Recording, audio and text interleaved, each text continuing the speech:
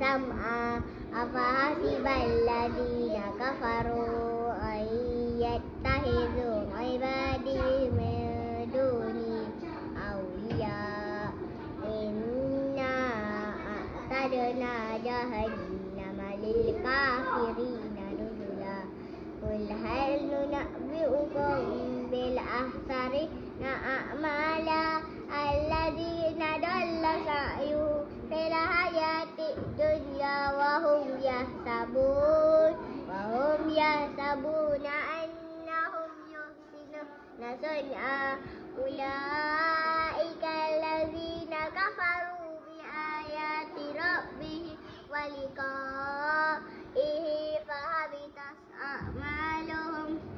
فحبطت أعمالهم فلا نقيم لهم يوم القيامة وزنا ذلك جزاؤهم جهنم بما كفروا واتخذوا آياتي ورسلي هزوا إن الذين آمنوا وعملوا الصالحات كانت لهم جنات الفردوس نزلا خالدين فيها لا يبغون عنها حولا قل لو كان البحر مدادا لكلمات ربي لنفد البحر قبل أن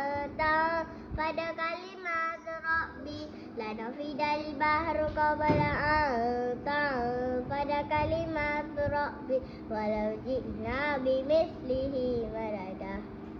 قل إنما أنا بشر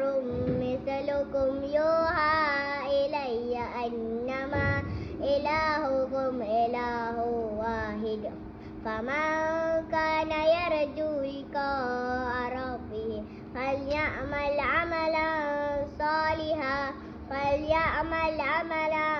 صالحا ولا يشرك بعبادة ربه أحدا. صدق الله العظيم. آمين.